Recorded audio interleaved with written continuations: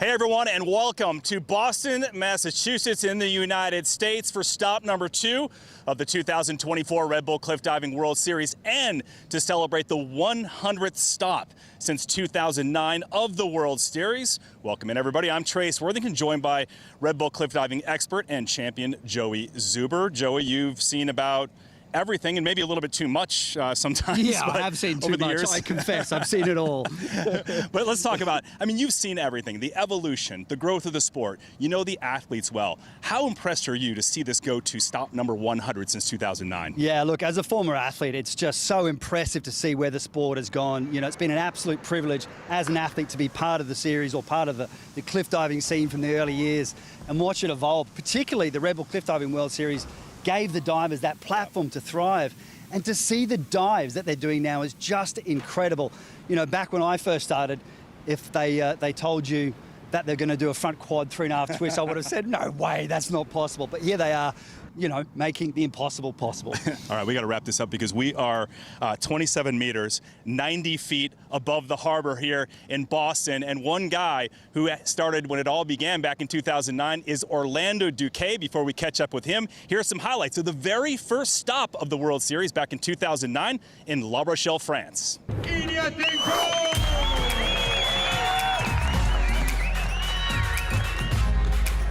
I'm very, very happy now. Very, very happy.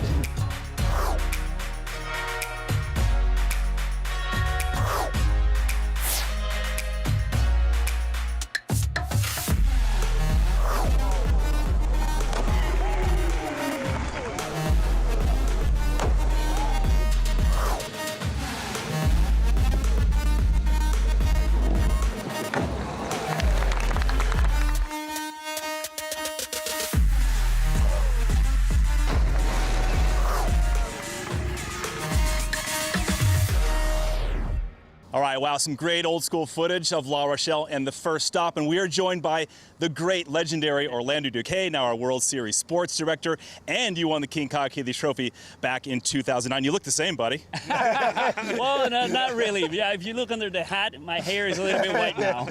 All right, 100th stop of the Red Bull Cliff Diving World Series, 15 years. Did you ever imagine back in 2009 that this is where we'd be? Nah, definitely not. You know, back then it was a dream. We were dreaming of having something like this. We worked really hard for many years, but we couldn't picture that 15 years later we're gonna have 100 stops. We were having a lot of fun, but for all of us, it was just a dream. And Orlando, speaking about, you know, dive progression and the evolution of the sport, I mean, what's impressed you over the years? And if you can give us a couple of real standout moments that were pivotal, that really helped kick the Red Bull Cliff Diving World Series into a new gear. Yeah, I was part of the, let's say, that whole progression through the years. And I think Gary Hunt, he brought the sport to the next level in terms of difficulty. He started trying new things, different ways to do dives. And not only a couple of years back, then we have Aidan Heslop, you know, Carlos Jimeno, taking it to the next level. You know, dives that when we opened in 2009, we were not even thinking about it. Exactly. So it is nice to see the sport progress to that level. Well, you know what, speaking of Gary Hunt, I remember back in Oman, back in 2012, stop number 28 of 100 of the Red Bull Cliff Diving World Series, you and Gary Hunt going toe-to-toe. That was a huge battle, only 0.5 difference in the score. How was that? It was great. I mean, 2012 was an interesting season for me because I had a really bad injury in 2011, so it was comeback for me. And to come back to battle with the champion, I mean, that was inspiring. It went down to the last dive of the last competition, and like you said, half a point, you know? It doesn't get any better than that. I think Gary and I, we always had really good fights, you know, for a few years, and I mean, for me, it was great to experience that next to him. Yeah, Joey, and of course, Gary went on to win 10 King Kyle Keeley trophies over the years. Yeah. But Orlando, like, speaking of your personal career, I mean, obviously we started together. We saw a lot of things. We saw the sport change. But what are some of your, let's say, your most memorable, your most emotional moment in your career, the thing that you're most proud of? I mean, definitely winning myself the King Kyle Keeley Trophy in 2009. I think that was great. Being part of that whole progress of the sport, my injury was really tough because it almost meant the end of my career, being able to come back and, like I said, battle with Gary. and of course, retirement in 2019. Coming full circle, doing this for so many years, and then picking the time to say, this is it for me, I'm done. I think I've done everything I wanted to.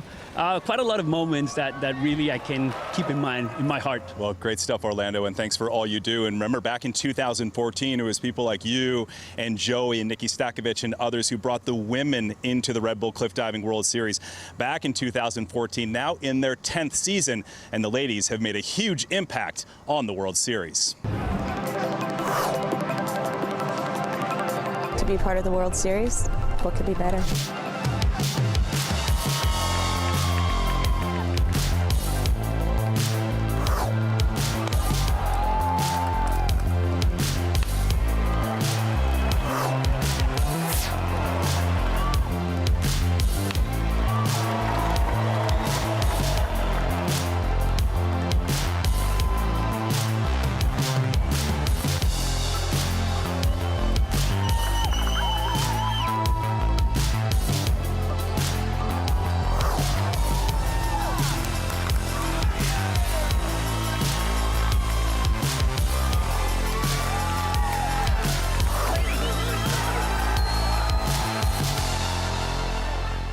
All right, great footage of the ladies, and one of the women who helped pave the way for the ladies, Ginger Huber, former World Series diver and now judge, as we are on the infamous judges stand here in Boston. Ginger, did you see the series going this far? I mean, tell us a little bit about the progression, especially on the women's side over the years. Oh my gosh, I never dreamed it would go this far. I was just thinking back to when Red Bull cliff diving first started before the World Series. I think it was in Lake Havasu.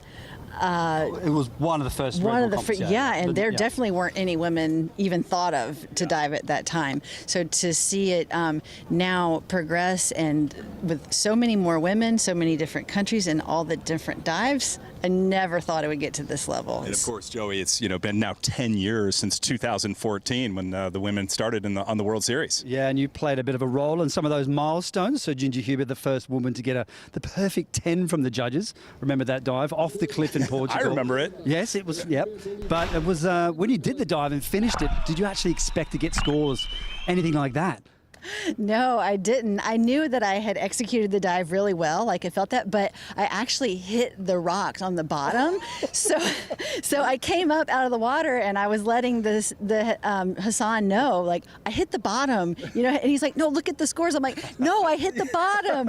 And then he's like, look at the scores. So I turned and looked and saw the 10, and I was like, oh, that's worth hitting the bottom for. Yeah, exactly. Bit of triumph and a nice 10. Oh, that's great stuff. Good story. That was a milestone moment, and what a place to do that, by the way. Yeah. And then now, I mean, tell us a little bit about being a judge now. Now you go from an athlete being judged to now judging athletes. What's it like? It's a whole new challenge. I think diving might have been easier. Honestly, not that judging is specifically all that hard. You get trained and you take the course and you learn the rules and you get certified. But for me, I think the hardest thing is just judging my former teammates. All right, thanks, Ginger, and we'll see you performing on the judges' stand a little bit later. So we go from one of the pioneers and trailblazers of the sport to the 7-time Red Bull Cliff Diving World Series champion on the women's side, Rhiannon Iflin. We'll talk to her in a minute, but first, here's a little bit more on the awesome Aussie.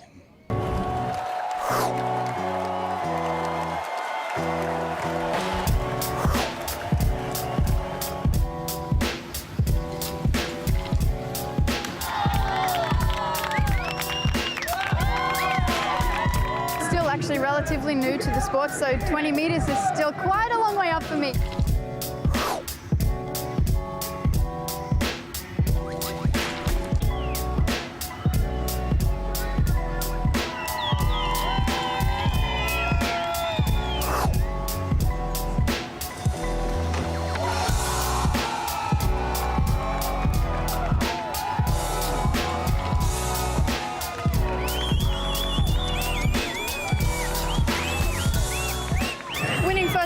I mean, it was a dream for me just a year ago, just to be competing in one of these competitions alongside all of the other amazing divers, and I just can't believe that this is where I am now. Yep, and a lot of big wins and a lot of epic moments for the greatest of all time, Rhiannon Iflin, who joined us right here in Boston, getting set for this stop. Rhiannon, 100th stop of the Red Bull Cliff Diving World Series since it all began. The women started in 2014. I mean, tell us about how amazing that is. Did you ever think you were going to become the greatest female cliff diver of all time, first of all? No, look, that's still a surprise to me, to be honest. This is my 45th event, and yeah, here we go into the 100th stop. It's going to be special. But yeah, I don't know. The greatest of all time, it still hasn't sunk in, to be fair. You have a pretty good winning ratio, 35 wins in those 44 stops, by the way. Yeah, exactly. And on that note, let's do a little flashback back to your, or let's say before your first competition, which was Texas 2016. And I believe there was a little bit of apprehension about even doing the competition at that time, right? Yeah, that's true. I actually, I did a competition in Abu Dhabi before heading to Texas, and on the way to the airport, I said to my dad, you know what, I don't know if I even want to go to this. Like, I don't know how it's going to go. I'm nervous. I'm scared. Maybe I'm not good enough. And then, yeah, I gave it a shot, and here we are today. So well, I'm glad you did the competition, and so are we, right? Absolutely. I'm sure my dad's glad that he gave me that little kick up the butt and said, see you later, get on the plane and go. That's awesome. Stop number 82 of 100 in 2021. Straight 10s in Ireland. You know, sketchy conditions the whole program. Did you ever think, I mean, is that what you were thriving for? Were perfect 10s? I mean, did you think you were going to score that particular day? That particular day, no. I was actually battling with a little injury that day, and I remember thinking to myself before I walked on the platform, like, I have to give this 120% on the takeoff. When I went through the water, I still didn't believe it. But yeah, obviously training all those years, we are striving for 10s. I'm always striving for 10s. But you just never know, you never do the dive the same way, or it's never perfect. There's always things you can fix, but on that particular occasion, it all came together and put it down for straight 10s. I'm still trying to do it again. I mean, it's looking good here. It's looking good here in Boston. Maybe you'll score that here. Well, maybe touch wood. Yeah, I guess that's always the goal. But let's see. Let's go for it. And speaking of pushing the limits and striving for big things, so the next generation are really starting to give you a bit of a nudge now. So what have you got? I guess what's your advantage over the athletes that are coming up the ranks right now? Yeah, it's really cool to see. There's some really young divers doing big dives and putting them down well. It's quite exciting, and I guess that also drives me as well as an athlete. I have to keep pushing and I have to keep training hard. I think the only advantage really is experience, knowing how to handle those high pressure situations, or feeling a little bit uncomfortable in different weather conditions and different scenery. Yeah, but it's exciting. They're coming in hot, and I can't wait to see where it's going in the next 5 years. And I'm going to continue fighting as much as I can and see where I can push myself, and I can let them push me as well. Well, congratulations on what you've done for the series, and obviously for the women on the series, really setting the tone and the pace. You guys, next, speaking of youngsters, we check in with a guy named Aiden Heslop, the young Brit who won here in 2022. The man is known for his high degree of difficulty. We'll catch up with him in a moment. But check this out.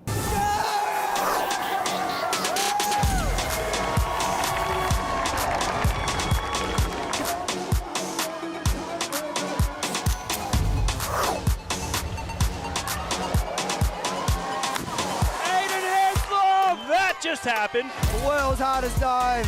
It's crazy, I think I'm in a group of legends. I've looked up to these people for such a long time.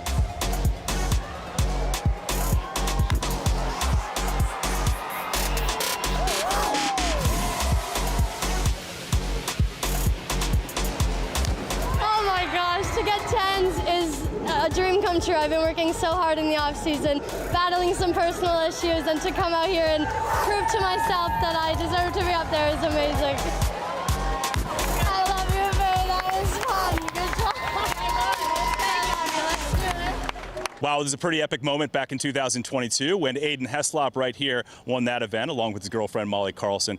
What a great day. Hope he can pull it off here this time around. So Aiden, 100th stop of the Red Bull Cliff Diving World Series. You've been watching this for a long time as a kid. What's it like to see this go to 100 stops? It's pretty incredible. You don't get many of these in any kind of sport, hitting a 100th stop, you know, the word that comes to mind is legacy. Yeah. And to be part of that is pretty incredible, to be honest. Yeah, it's, you know, in your win back here, I mean, in 2022, you think you could pull it off this season? That was a super cool moment. I mean, up there with my girlfriend.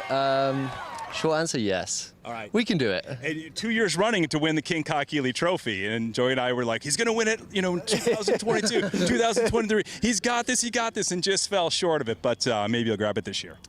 Yeah, I've had some opportunities and stuffed it up right at the end. A third opportunity, but you know what? These guys are a bit older than me. I've got some years in this sport. I mean, if 100 stops tells you anything, it means we've got quite a lot still to come. So I've got my time. Very true, very true.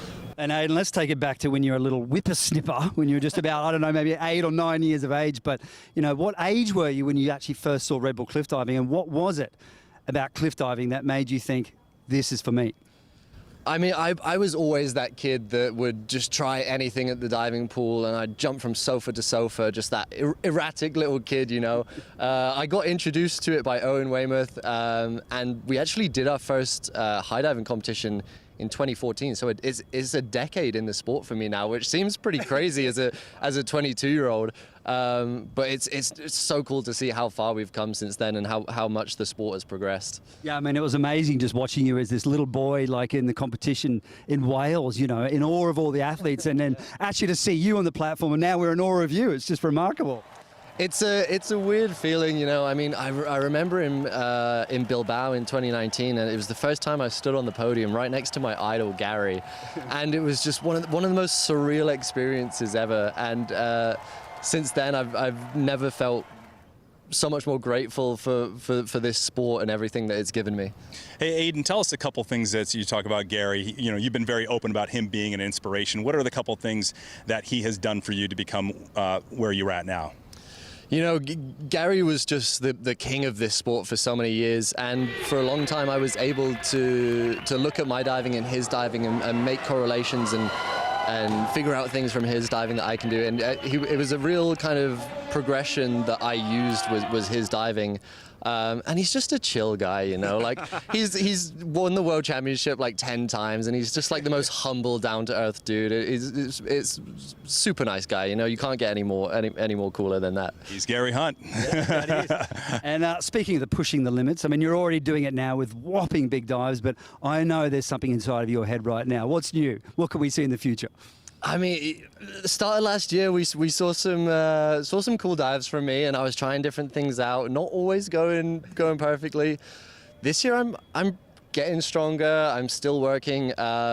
You might see some of those dives that I tried last year that didn't go so well, but like we'll get some 9s this time. You know, hit the big scores. Well, perhaps the door might be open for you this year, because Gary Hunt, the 10-time King Kakili Trophy champion, will be absent most of this season on the World Series. Why? Because he's going to compete in the Olympics in the men's 10-meter synchro platform event. We wish him luck, but the GOAT, we're going to catch up with him in just a minute virtually. But first, let's check out highlights. He's competed in 98 stops. Here he is.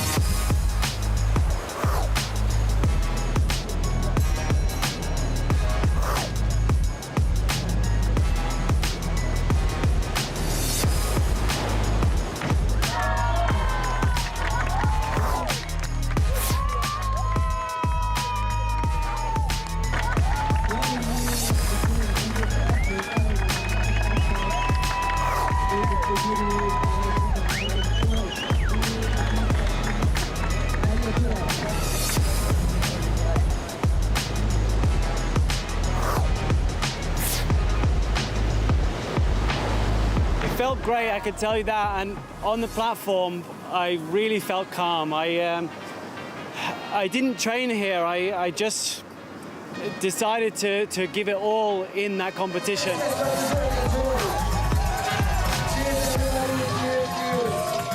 All right, everyone, we are about to get underway with the second stop of the 2024 Red Bull Cliff Diving World Series, round number 4, and of course to celebrate stop number 100 since 2009, and a guy who has competed since 2009 and won 10 times over is the great Gary Hunt. He joins us from Paris. Hey, Gary, how's it going? You've won so many, King Kakili trophies. 10 of them, in fact, 46 World Series victories, 77 World Series podiums. I mean, do you like those accolades? Yeah, definitely sounds good. But I've had a wild ride in this sport, and I've seen the sport come to to what we know it as at the moment, something so exciting with just cliff dives that are just weren't even thinkable 10, 15 years ago. And Gary, speaking of all of your dives, I mean, what impressed me about you is that you always seem to stay motivated and innovative. So I remember one of the years you chose to do a different intermediate dive at every single tour stop. I mean, what's kept you motivated over the years and to be so innovative and so creative in the cliff diving scene? I think it was cliff diving for me was never about being the best at something or winning, because you would have seen me take the title and then plateau. But for me, cliff diving was a chance to invent dives that had never been done before. I knew that I wasn't capable of doing that on 10 meter, but when I got to discover 27 meters, the doors were open to just a world of possibilities. So it was never enough for me just to win. It was always like, what am I capable of? What can I do from this height? And see. I just wanted to see what I was capable of, basically. I mean, so comparing, let's say, diving to cliff diving, not that we're talking any less of diving, but did you feel like cliff diving was the sport that you really could express yourself and do more and challenge yourself more with than diving, let's say, for example? Yeah, absolutely. I got into diving quite late. I was 9 years old and didn't have much of a gymnastics background, so I struggled with flexibility, with strength, but I just loved it. From day one, I just thought there were so many possibilities in this sport, and I used to tick off the dives every time I learned a new dive. I would write in a little book and tick it off, and so just doing all those dives, and my curiosity of diving really helped me build a strong background that helped me get the success that I had in high diving. Hey, Gary, I think what's fascinated both of us as commentators over the years is to watch you win the King Kai Healy Trophy. But, you know, you have that great physical ability, but then you have that great mental ability to pull it off. You had a tight, race with Steve LeBeau one year and Aiden Heslop one year. And then back in 2012, we talked to Orlando Duque about when you guys were battling out in Oman, for the King Kai Healy Trophy, and you pulled it off there. So tell us a little bit about that. Yeah, I don't think I've ever been like the strongest diver, the fastest diver, but with time and experience, I learned to really hold my nerve and perform best when it was needed. It didn't come naturally. Like I had to make a lot of mistakes and learn from those mistakes. But after many years, I just managed to really get into the zone and kind of block out my mind. Like, I mean, anyone from 27 meters, you're bound to have thoughts in your head that tell you don't do it. And those thoughts can be really destructive and distracting. But I found ways of blocking all that negativity out, just trying to just let my body go through the motion of the dive and do it without thinking, basically. And so that allowed me to stay calm in those high pressure moments. And so, Gary, I mean, you showed a lot of mental strength, and of course, you've got many accolades. But let's speak about, the future of cliff diving. Where do you see the sport going, and what do you hope to see? Well, we're seeing massive dives. I still think there's room for bigger things. I'm happy to let the younger divers take the reins now, and those are the guys that are inventing the new stuff. But I mean, the girls are really impressing me nowadays. There's a much deeper talent in the girls' competition, and obviously, I'm an athlete that's aspired to go to the Olympics from day one, and I feel like our sport in cliff diving has what it takes to be an Olympic sport. So it's going to take time, and I just think it's a matter of time before we'll see high diving in the Olympics. All right, Gary. Well, good luck at the Olympics. And I know we're going to see you at a couple World Series stops this summer and fall, so looking forward to that. But, folks, let's get underway. It is the 100th stop of the Red Bull Cliff Diving World Series from Boston, and it starts right now.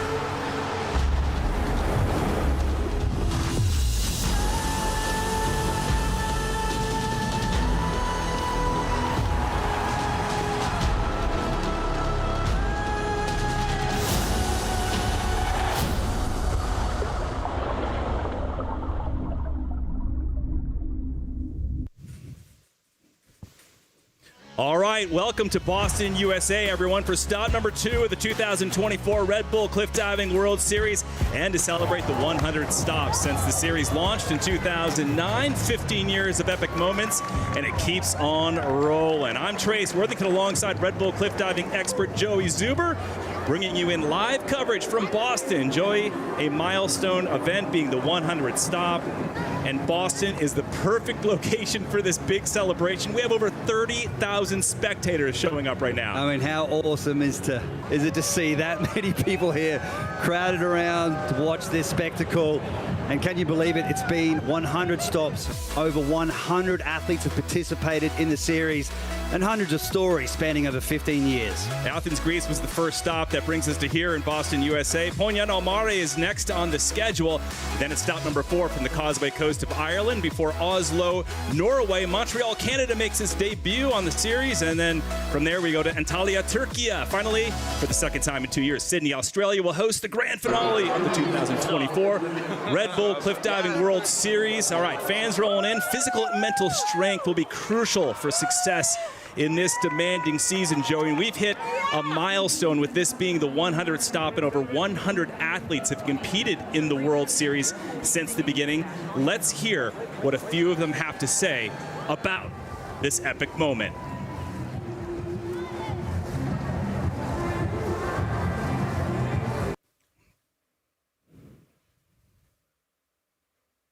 "100 Red Bull cliff diving stops." Yeah, I mean, what a landmark and what a milestone. A historical event for sure, and cool to do it in a historical city like Boston, you know, with the American Revolution and the Boston Tea Party.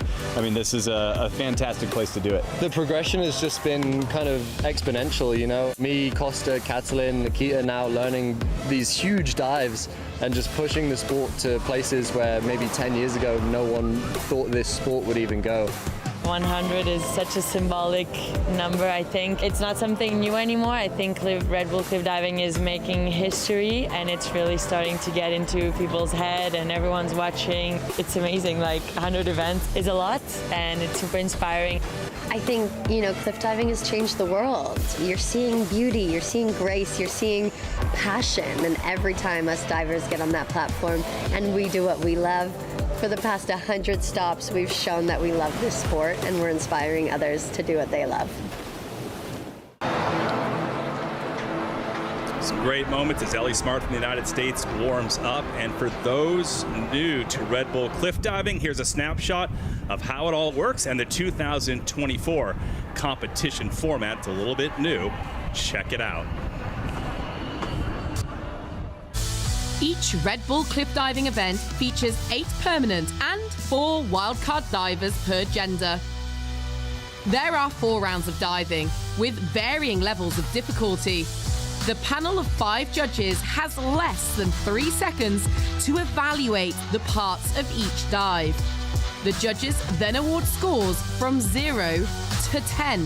The highest and lowest scores are eliminated, and the remaining 3 added together. This total, multiplied by the degree of difficulty, gives the dive score. And all 4 dives are added together for the event score. Finally, series points are awarded at every event, with a bonus point for the best dive of the competition. At the end of the series, the divers with the highest series points are awarded the King Kahikili Trophy. In the 15 years of the World Series, only 2 women, that's one of them, Rhiannon Iflin, and 5 men have earned the trophy. Rhiannon Iflin of Australia, she has won the World Series 7 times. Stop number 1 from Greece provided some drama, joy, and suspense on the women's competition side between Rhiannon Iflin, as you watch her warm up, and the pressure pusher Molly Carlson. Joy, it was the closest finish in Red Bull Cliff Diving World Series history. It was. I mean, both of them faltering slightly in the earlier rounds, but it was just so tight between these 2 athletes. It just came down to 0.10 between the 2 of them. But that's what you want to see. You want to see these great showdowns and this great duality between these 2 fantastic athletes. And Rhiannon Iflin, she does like this, and she says that pressure is a privilege. But it's great to see how deep the field is in the Red Bull Cliff Diving World Series at the moment. But there's also some newcomers getting up the ranks now. But these 2 are leading the charge, no doubt. And coming into this stop number 2 here in Boston, they're once again 1 and 2. Molly being in the first position heading into the 4th and final round. So the battle continues here in 2024 as we look at Canadian Molly Carlson warming up, winner of the first stop. She's won here before in 2022. And 3 rounds, have already happened, and all 4 rounds are added together. So let's get you all up to speed on what went down in the women's first 3 rounds of diving before the 4th and final round.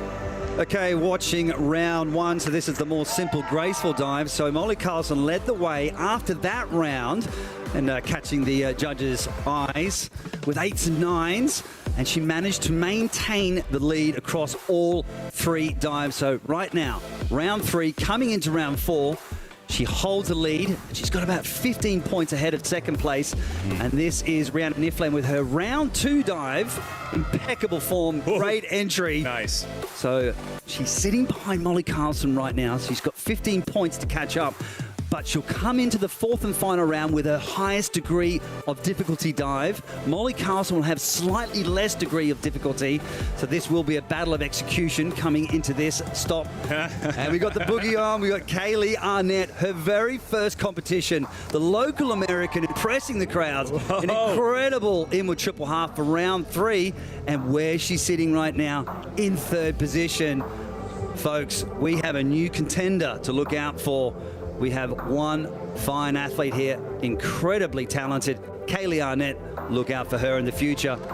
And imagine that with over 30,000 spectators rolling in here into the Boston Harbor, and she's going to be standing up there, and I'm sure those nerves will be kicking in. What a view of that platform. The men's platform is the highest one, 27 meters, 90 feet. The women's 21 meters, 70 feet. And there's a look at the judges panel right there. Antonio Martinez of Mexico is here. Ginger Huber, former World Series diver. Olivier Morneau-Ricard, he likes to give out the big scores. He does. He's not shy. And Guillermo Monson is in the house. Valerio Palazzo from Italy is also here. A very solid crew of judges, and they have their work cut out for them today, I'll tell you what. Conditions beautiful here in Boston and Seaport District. 22 degrees Celsius is the air temperature, 71 degrees Fahrenheit. The water, everybody wants to know, 17 degrees Celsius, 63 degrees Fahrenheit. A little bit of a breeze, not too much though. Really, really perfect for the divers, Joey, and no excuses. We're looking at seawater here. The Atlantic coastline and the Boston Harbor. Spectacular day, not only for the divers, not only for this competition, but the 100th stop of the World Series since 2009. And this is the start list for the 4th and final round. It is the lowest score from the first 3 rounds that will dive first. So Morgan Herculiano in her first World Series stop will run first. Diving second, Ellie Smart. That's not normal. She's usually further on the list. And then there, from 7 through 12, you have Maylee Carpenter of the United States. And then Kaylee Arnett in the top 3. As we mentioned, Rhiannon Iflin will dive before Molly Carlson, who is the top seed. And the spectators going nuts here as we get underway with the 4th round. Stop number 2 of the Red Bull Cliff Diving World Series, and Morgan Herculiano of Switzerland, 24 years old, making her debut and the first Swiss female ever to compete on the Red Bull Cliff Diving World Series. She's familiar with this area, folks. A Harvard grad with a degree in economics and a secondary degree in energy and environment. On top of that, she speaks 5 languages, and now she's on top of the women's platform ready to dive in the Red Bull Cliff Diving World Series. How does she fit it all in? That's tough. She's got a lot of accolades, man. She's got the safety divers there splashing for the athletes, helping the athletes see the surface of the water. If you're wondering what that is in her hands, that's the chamois. And that will allow the athletes to dry their legs off to make sure they don't slip out of the dive. That can happen sometimes, and if you slip out, of course, that could cause a bad landing. 70 feet high, 21 meters. It is so scary standing on that platform. Standing backwards, in with 3 somersaults, half twist in the tuck position. Wow.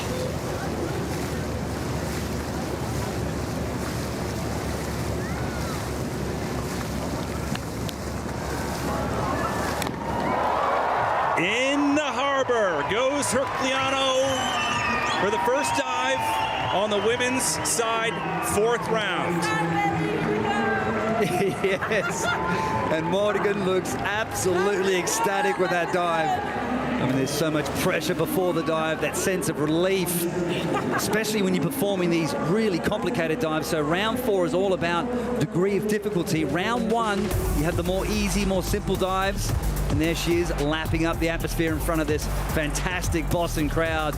One of the greatest sporting cities in the world, here to cheer on the world's best cliff divers. Hitting the water there, if you're wondering how deep they go, it's around about 4 to 5 meters on a good entry like that. So that's about 14 feet, 16 feet in American scale. It's only about 7 meters, 21 feet in total. In total, yeah. It depends on the tide as well. So at the moment, it's probably around about 6 meters deep. So the tide is very important. You've got to set the competition times around the tides. So the judges, there's 5 of them. As we explained earlier in our explanation, they drop the high and the low. The remaining 3 multiplied by the degree of difficulty. So you see the ones highlighted in white, she'll keep all those 7s. And for that dive, you see in yellow, 79.55, and all 4 rounds added together, 221.05. So it actually puts her into 4th because there's other divers from 3 rounds that still have higher scores. As we look at Ellie Smart, walking down onto the women's platform on the top of the ICA building, Institute of Contemporary Art. She's been doing a lot of cool stunts lately. She's doing like 12 stunts in 12 months outside of competing. And there's Orlando Duque, Red Bull cliff diving legend and pioneer, sports director for the World Series. He's been president for all 100 stops. 13 world titles, winner of 9 Red Bull Cliff Diving World Series competitions, including the King Kak-Healy Trophy in 2009.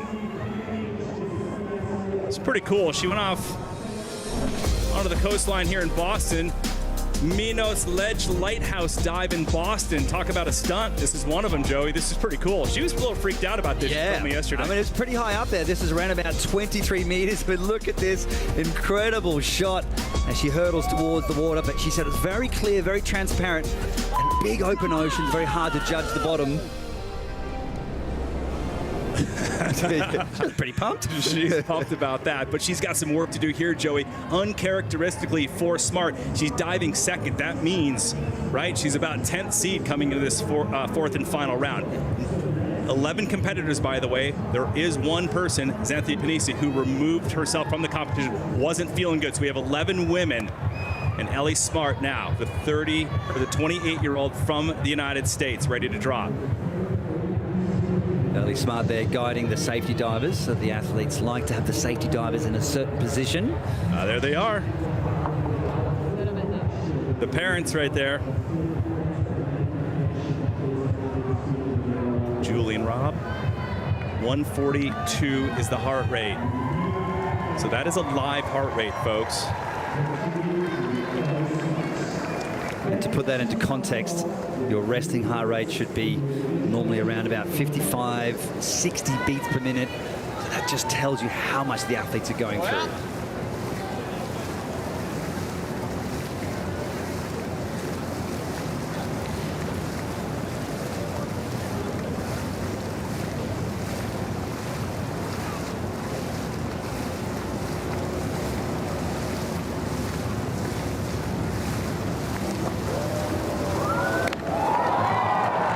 Smart with a safe dive into the harbor.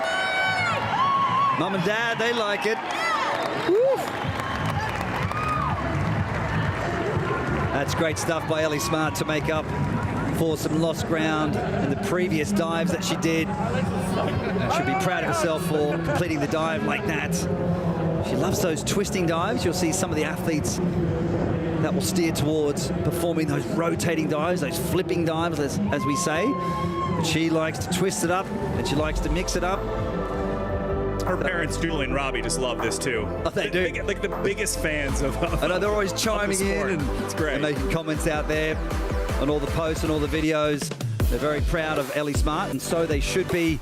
Look at this beautiful shot there. So looking at the buildings, it's the athletes, yeah, exactly. So from this height, 21 meters, 70 feet, we're talking about the 7th story of a high-rise. So if you're standing on a balcony right now, peer over the edge and have a look and try to have some scale and some perspective of what it feels like to be one of these athletes here today. 5 judges will weigh in. All the coaches down there in the dock. She'll keep all 7.5s. Multiplied by that 3.8, 85.50. So 248.90 you see in the red. All 4 rounds added together will be the total for Ellie Smart. Don't forget to follow us at Red Bull Cliff Diving on Instagram. Check out the Red Bull Cliff Diving Facebook page. Subscribe to our YouTube channel. All the good stuff and the photos and videos that are posted over the past several days here in Boston. And next to go, as we look at the top of this is the top of the ICA building. So that's just the athlete warm-up area and some of the divers yet to come. But it's cool. It's about a 10-story walk up the staircase through the back of the building. As we take a look at Madeleine Bayonne of France, 26 years old, in her 3rd ever World Series appearance. Joey, the first French female to ever compete in the Red Bull Cliff Diving World Series. She'll need 8.9s as an average to get into that top spot. So in essence, she'll need some 9s from the judges to move into the lead. Molly Carlson looking on. Will be eagerly awaiting her performance in her final dive.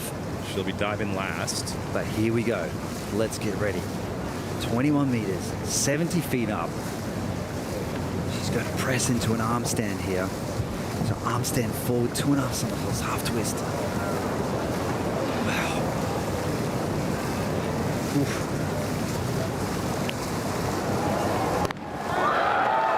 Yes! Whoa! What an entry for Madeleine! Molly's like, whoa! That's how you do it right there. So impressive. Again. The water, a little murky for the divers, but not a big deal. They're used to it. Different conditions from stop to stop, Joey, different temperatures of water. Sometimes the athletes are diving into, these off-the-cliff locations with massive waves smashing into the cliff face, but here the water's nice and calm. Getting a boogie on before the dive as well, getting psyched up. I love it. Now, she comes from a gymnastics background, so that makes it a lot easier for her to hold those handstands. She's accustomed to doing that. But there's nothing normal about doing an arm stand 70 feet up. You've done that before. I mean, is that pretty scary? Actually, no, I haven't. I don't do handstands. Oh, wow. I did, yeah. That was the one thing I thought, no, I'm just leaving that alone. I'm not doing that. So, again, the athletes like to choose dives they feel more.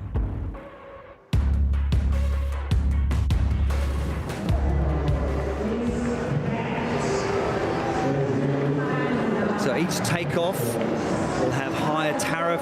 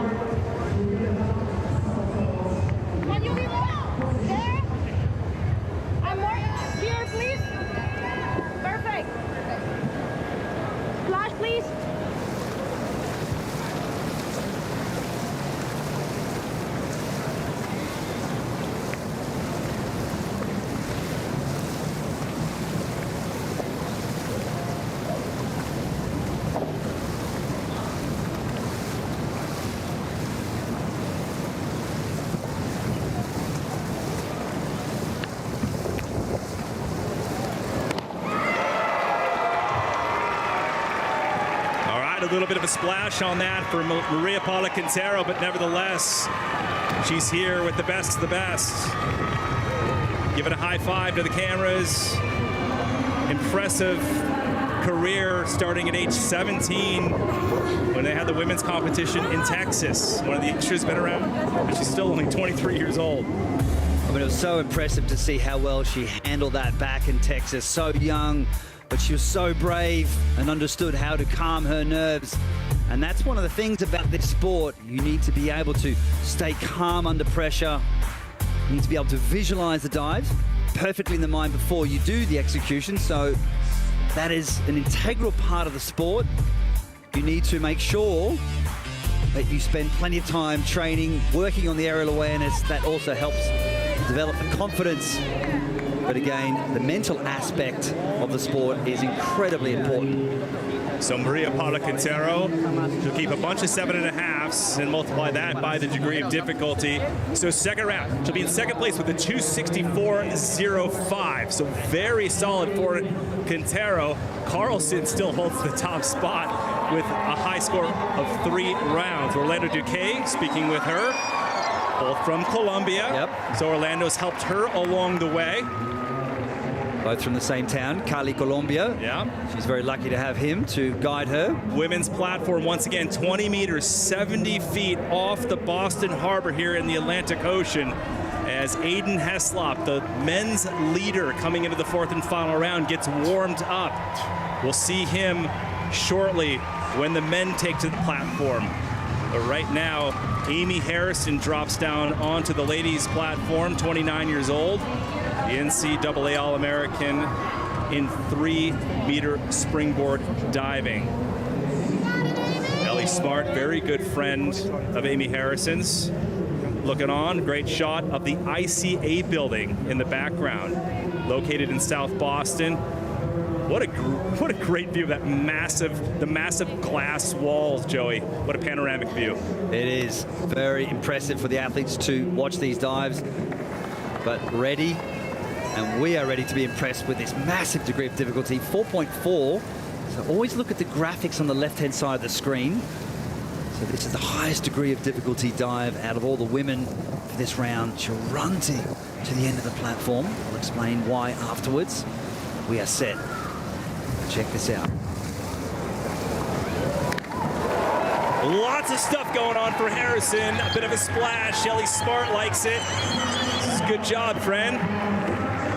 Not easy to have a rip type entry, you know, like a perfect entry when you got all those flips going on, Joey. Exactly. So risk versus reward. So she's rolling the dice, hoping that she'll have a great entry. But when you're doing dives with high degree of difficulty, maxing out the somersaults and twists, that means there's or tends to be less of a chance to hit the water. You've got less time to adjust for the entry.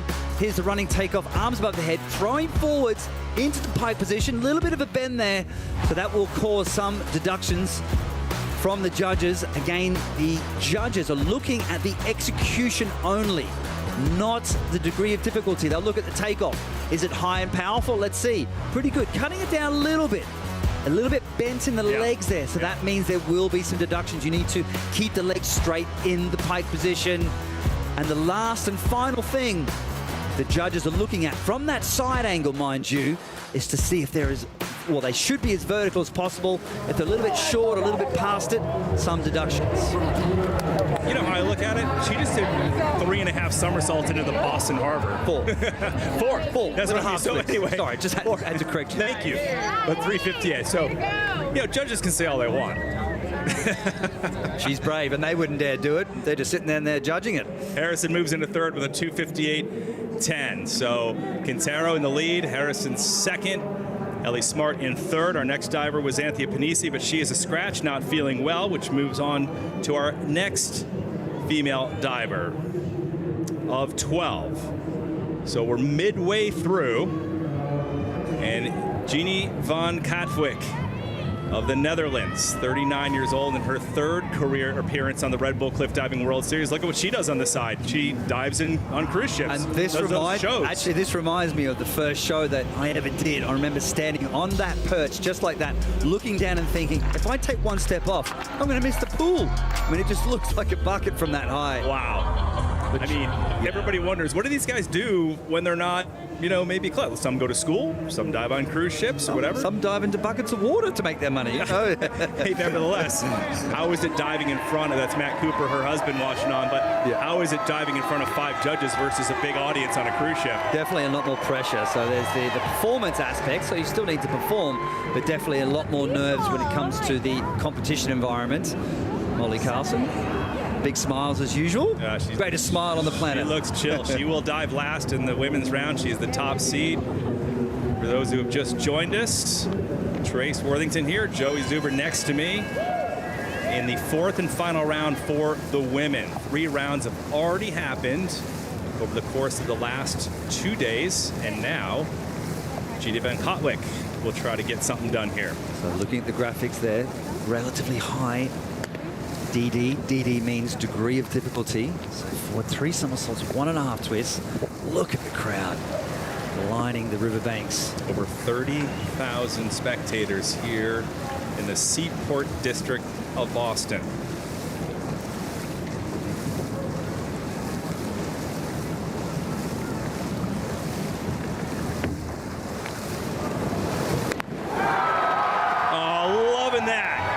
Yes. Matt Cooper likes it. He competed in Greece. Molly's like, yes. Steve LeBeau. And actually, Steve LeBeau has actually been coaching Jeannie van Katwijk quite a lot. And she is absolutely pumped with that dive. Steve LeBeau, former World Series diver. Legendary diver. He's done so great over the years. So much fun watching him. And I'm sure he's excited to see some of his students that he teaches diving well. Look at Molly back there. Yeah, and LeBeau was actually saying he's worked incredibly hard with Jeannie.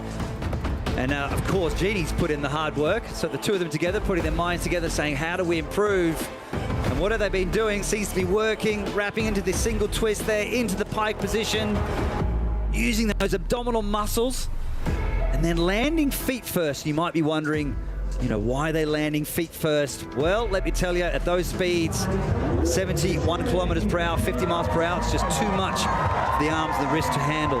The judges weigh in.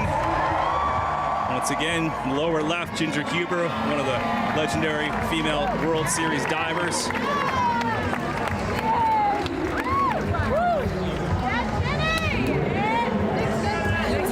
92 on that. So she moves into the lead. It took 6 divers to pull up over with their score over Molly Carlson. So nice job by Jeannie now, sitting in the top spot with a 295.10. Well, that will set the pace now for the rest of the competitors. 5 left in this women's competition as you look at Van Katwijk, the cruise ship diver, leading the way. Quintero in second, Harrison in third. Still to drop, Leahead, Carpenter, American Arnett in her World Series opener. She's never been in an event before, and she's in third right now. Then we'll hit Rhiannon Iflin before Molly Carlson. And Molly's just getting everybody fired up. Love it. I mean, how's the atmosphere today? It's just awesome. And one person that she has helped along the way is Simone Leathead, a new permanent diver making her 6th appearance ever on the World Series. Joey, she came out of the gates hot in Greece with that 3rd place finish. How cool was that? Wow, first podium. And mind you, I mean, she was actually in the running to even win the competition, so it really was a three-way battle between Molly Carlson, Simone Leathead, and Rhiannon Ifland. Steph, he's done a great job with all the Canadian divers, boy. Oh. That's right. Diving Canada, Mitch Geller. Give him a bonus. He's doing good.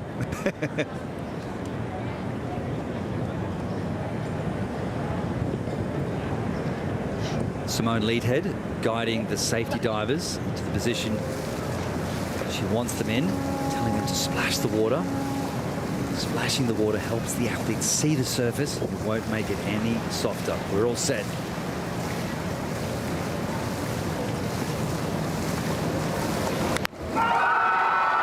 There you go. Not bad. There you go. Steph likes it. The last 4 of 5 female competitors from the North American continent, and Simone Leathead showing you why she's capable of getting up on that podium. The junior world high diving champion with 13 national championship medals in diving, looking good on this World Series. And just diving like she's one of the most experienced divers. I mean, I like the body language. I like how she attacks the takeoff, goes after the dive. She looks confident, she looks ready. I mean, to be an athlete and have so little experience and to dive like this and to get off the platform, wasting no time. She's got exquisite form, keeping those feet together, the legs together, and form is incredibly important in this sport. You see the legs starting to split apart. They may deduct a little bit, but a very nice dive for Simone Leathead. Go across the board there. The high and the low are tossed out. The remaining 3 multiplied by the degree of difficulty. So looking at the graphics down to the left, she'll keep a 7.5, 7.5, and an 8. And then in the yellow on that dive is an 89.70. So you add all 4 scores together, and that rolls up to 301.85. So Leathead of Canada now taking over the top spot in front of 30,000 fans in Boston. Von Kotwick in second, Quintero following that. Great women's competition. The ICA building located in the South Boston Seaport District, established in the year 1936. And beautiful. All right, we are looking at our next diver, Bailey Carpenter, where she gets her energy and her confidence and her strength. Rock climbing, Joey. And I do believe this really helps her in the competitions. Some of the events that we have coming up in this season, for example, we have a competition in Ireland, and we have some off-the-cliff dives. So diving off the rock face, no platform whatsoever. And I do believe this gives her a lot of confidence coming into those type of competitions. Yeah, I caught up with her. She said it helps with fear, focus, you know, and puts her at a higher level. And of course, the physical and mental strength climbing brings her, adds huge contribution to her diving. And speaking of huge degree of difficulty, looking at the graphics on the left-hand side of the screen, 4.4 DD. DD means degree of difficulty. That's really getting up there, close to the maximum degree of difficulty. Back 3 somersaults, poo twist in the pike position for the American in front of the home crowd. Very confident athlete, lots of experience. Down to the last 4 divers. The water depth, as we mentioned, 7 meters, you know, between 16 and 20 feet, depending on the tide. Her heart rate, that's a live heart rate. The monitor on her right now, 147. Mine would be like 200, Joey. I'm going with 350. 155? Wow. So Bailey Carpenter, wow, what a dive for the American, who placed 3rd here in her debut, actually, on the Red Bull Cliff Diving World Series back in 2022 when Molly Carlson won. She's got a great track record, as you said, here in Boston. But wow, pushing the boundaries, using high degree of difficulty, hoping for great execution, and what an incredible shot. You can see the full dive there, and she's done a mighty fine job. It's all about the takeoff at the beginning. They're looking to make sure that it's nice and strong. It should be a good distance from the platform, shouldn't be too far away, shouldn't be too close. Holding tight, using a lot of abdominal strength to maintain that rotation. And you've really got to lock out and squeeze the body. It's up to 10 G-forces of impact, but what matters right now is what the judges think of the dive for the American Maylee Carpenter. Needs an 82.90 on that. She gets that plus with a 101.20. So all four scores added together over the past couple days. 321.50. Maylee Carpenter of the United States now in the lead with 3 divers remaining.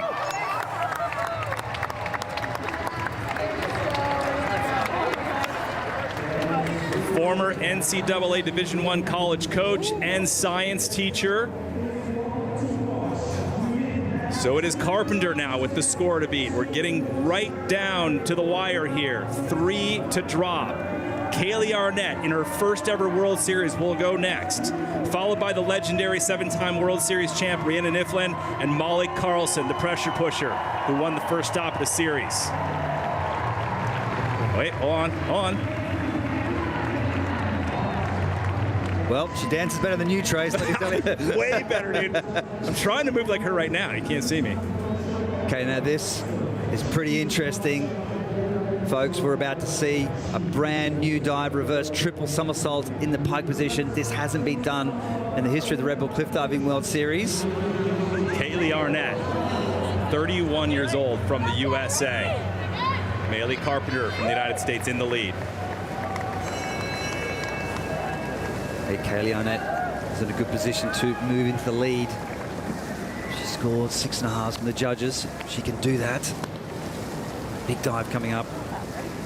Wow, look at the crowd. Texas-born, now living in Las Vegas, making her World Series debut in front of over 30,000 people. Kaylee Arnett! Oh! Come on! No way! What? Stop! Stop! No, don't stop. Keep diving like that.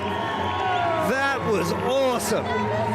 Throwing it down. A brand new dive you've never seen in the Red Bull Cliff Diving World Series before. The gain of triple pike. And down she goes into the Boston Harbor in front of the home crowd. Wow. She competed in rodeos as a young girl growing up in Texas, and what a ride she's having now in Boston. And her dad was a stunt performer in feature films. So she comes from brave genetics, let's call it. Yeah. And brave diving, slicing her way through the water for that nice disappearing act. Strong jump, getting the arms up. It's so hard to do those reverse rotating dives in that pike position, spotting the water, putting the head back. There's a relieving moment. Making those split-second adjustments, punching her way through the water. A brilliant dive and big scores by the 5 judges.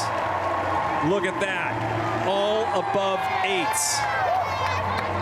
So Kaylee Arnett from the USA has now pulled into the first place position with 349.45. Guaranteed a podium in her debut on the Red Bull Cliff Diving World Series.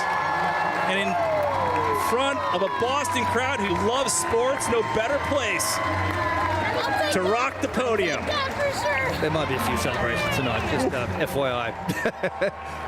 What an awesome competition, folks.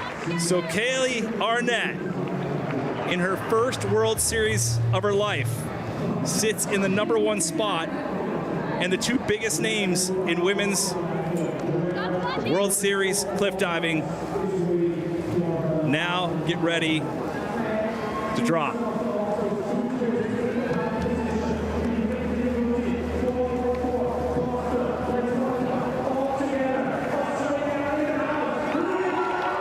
Rhiannon Ifland, the 7-time Red Bull Cliff Diving World Series champion, the GOAT. Her 45th World Cup start today, 35 victories and 42 podiums.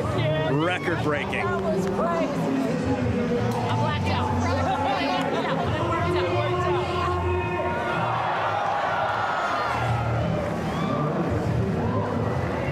Okay, we've got Rhiannon Ifland saving her most difficult dive for the last round. Molly Carlson will dive last with less degree of difficulty.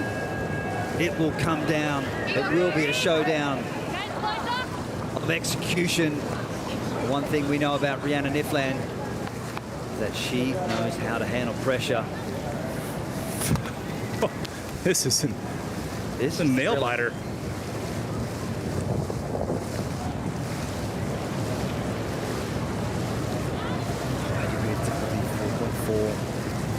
Poised and ready.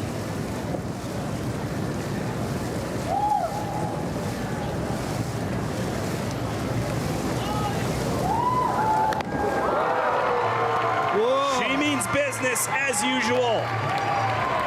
Rhiannon Ifland pulling out all the stops here in the 4th round. Rhiannon Ifland, the Australian sensation.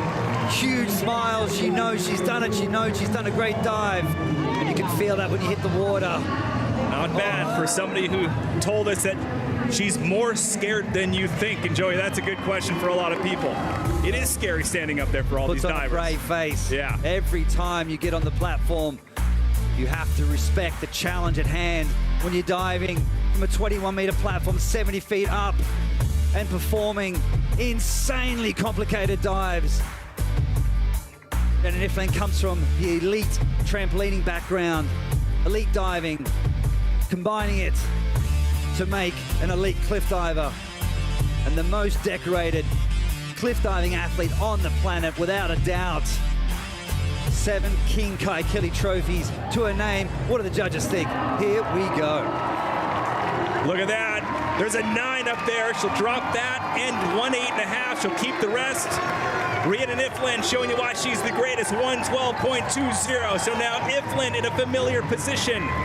Number 1, 366.15. Whoa. Kaylee Arnett from the United States still in 2nd. And Molly Carpenter. Molly Carpenter. I'm getting them all. It's Bailey Molly. Bailey Carpenter. Bailey Molly Bailey. Molly C. Molly Carlson. Molly C. coming up next. So Ifland now, 366.15. Arnett guaranteed a podium. In fact, the only other female wildcard divers to podium at their very first event were Molly Carlson and Rhiannon Ifland. So now, Kaylee Arnett joins that elite group. Congratulations to her. She'll see if she'll hold into that 2nd place spot or be pushed to 3rd. We'll see if Molly Carlson has something to say about it. A little bit of wind picking up now, but she's lapping up the energy, the atmosphere of this fantastic Boston crowd. Last woman on the platform, in with 3 somersaults in the tuck position. But check this out, she needs massive scores from the judges, needs 8.8s from the judges. That means basically, let's sum it up, she needs 9s from the judges, in with triple somersault. Here we go, pressure on. She based her decision to compete 4 years ago as a cliff diver centered on the results of a social media poll, Joey, where 99% of the responses were yes, except for one person, her mother. Don't do it. So the heart rate fairly low compared to the others we've seen earlier, 132. It's a live heart rate, folks. Aiden Heslop, her boyfriend, we'll see him shortly. Top seed coming in for the men's 4th and final round. And Rhiannon Ifland will await her fate on what she'll get on the podium.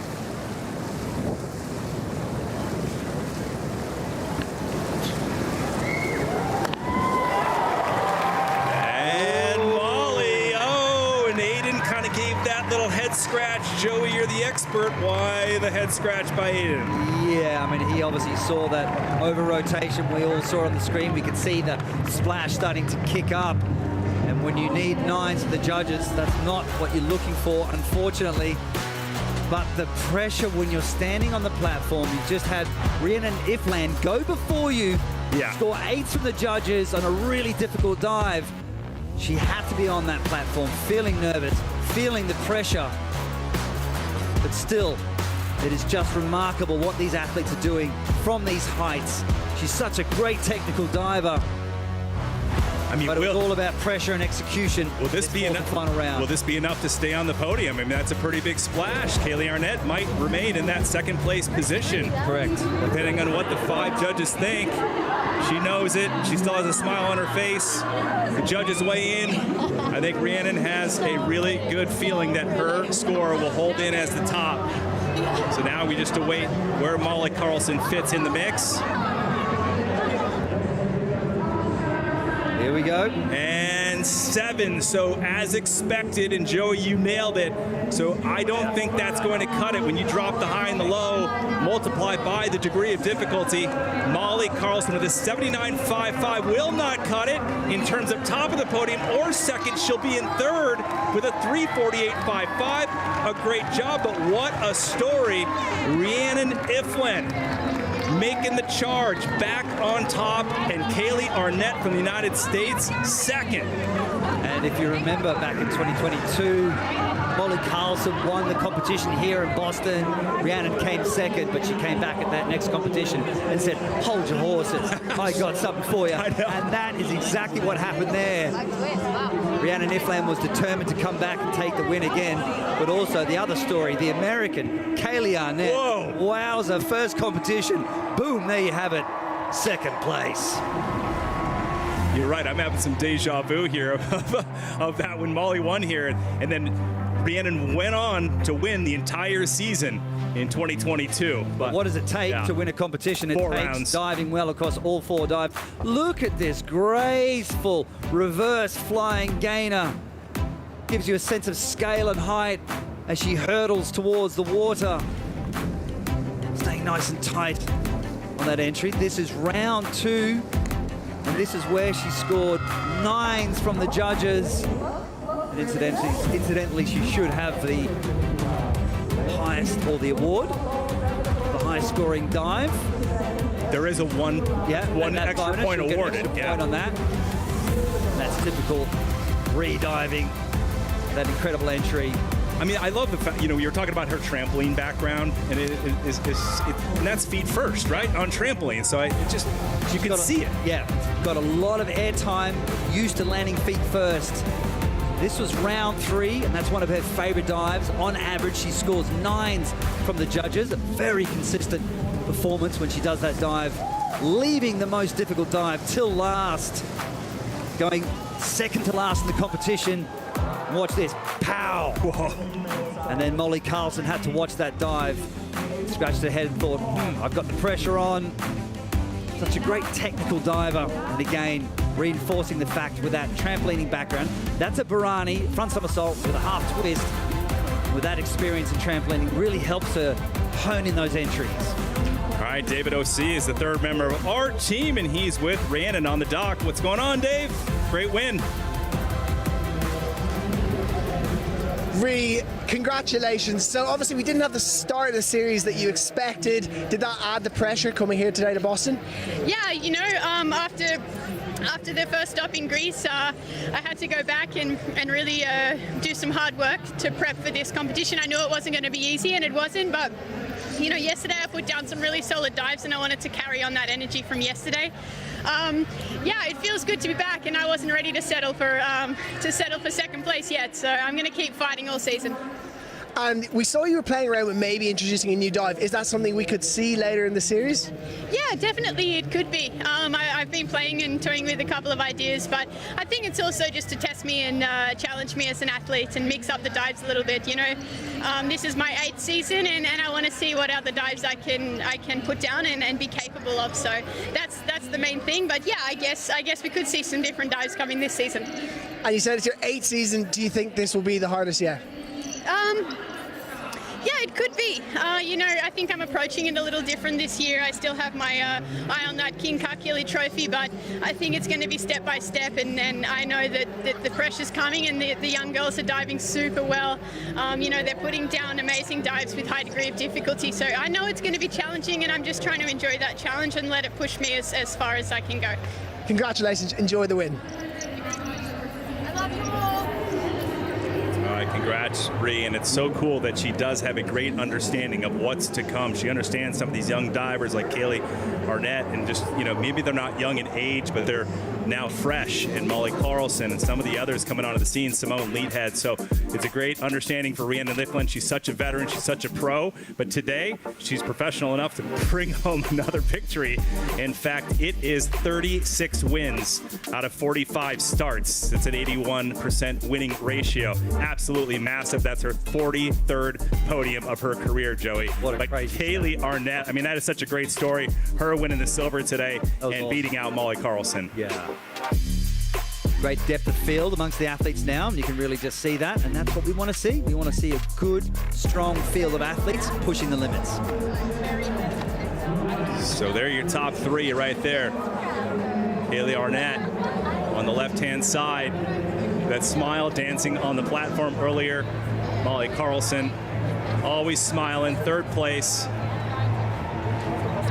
The Brave Gang's pretty stoked about her being up on the podium, but Rhiannon Nifflin with the highest scoring dive in this round will get that extra point.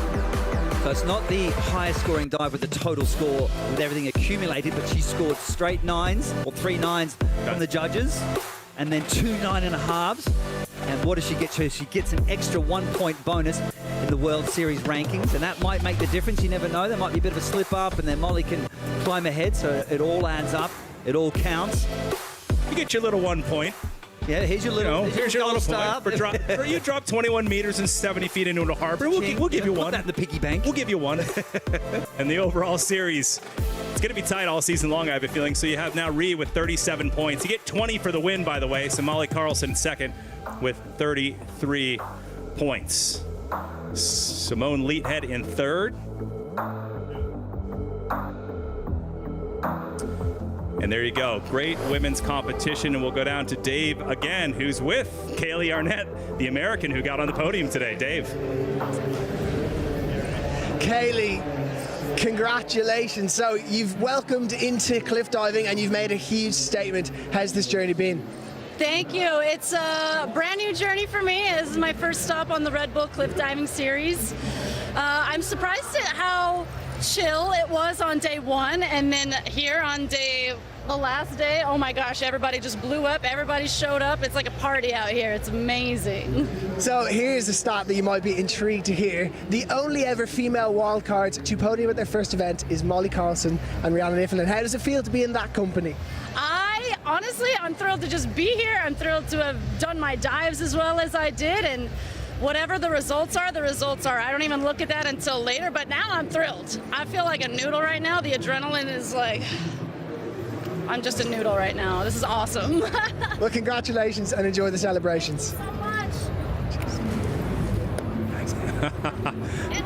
Love it. One of the fresh faces now on the Red Bull Cliff Diving World Series. She couldn't believe it. Yeah, disbelief on the face right there.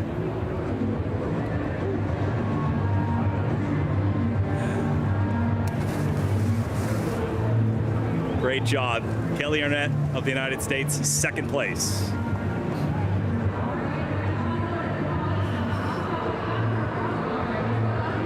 All right, the men coming up, but first, new to the broadcast this season is our segment called Tales from the Cliffs.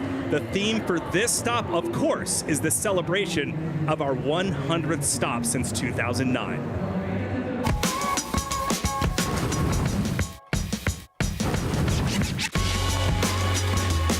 The first of 100 Red Bull Cliff Diving World Series stops took place in 2009 in La Rochelle, France, with Andrei Ignatenko winning the inaugural event. To this day, 17 different divers have taken the top step of the podium, but Gary Hunt's 46 wins stand out in their very own way. He was victorious in almost half of all Red Bull Cliff Diving World Series competitions ever contested. The women have taken part in the series since 2014. The dominant force on the female side is, of course, Rhiannon Nifflin. With 35 wins in only 44 starts, the Australian, winning 4 out of every 5 competitions, possesses the highest win rate the sport has ever seen. 2014 was also the year that saw the first ever commercial sporting event in Cuba since the revolution. From Havana's Harbour Fortress to the cenotes of Mexico to waterfalls in Hawaii, Red Bull Cliff Diving has become a global attraction.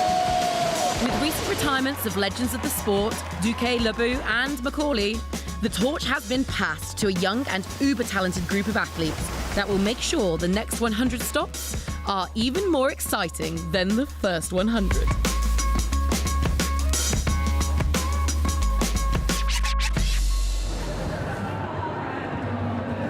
So getting set once again for the men's fourth and final round. Boston Harbor, the Seaport District here on a beautiful day for the second stop of the Red Bull Cliff Diving World Series of 2024. Let's check out some highlights from round one. So round one is all about the graceful dives, and this is without a doubt one of my favorite dives to watch. Inward flying somersaults and flying his way down into the Boston Harbor. That was Catalin Preda. And then James Lichtenstein busting out the gainer triple. He loves those rotating dives.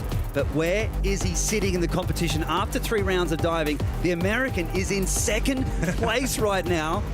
And he also placed third at the previous tour stop in Athens. Watch this. And how about this kid? Hucking down one of the hardest dives in the world, front quad 3.5 twists, and doing it in style here in Boston. Big throw.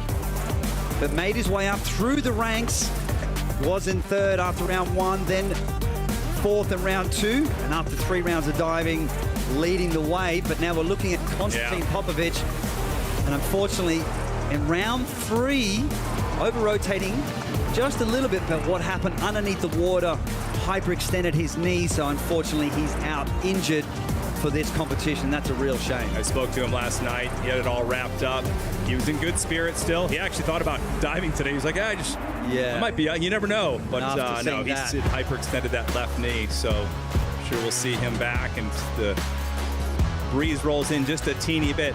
Still beautiful conditions, though, here in Boston as we get ready for the men. But another one to make note of, Catalin Preda injuring during warm-ups this morning, Joey. So he got some attention and helped out of the water by our great safety divers. And man, it's tough. People ask, do you get hurt in the sport? Is it risky? Answer's what?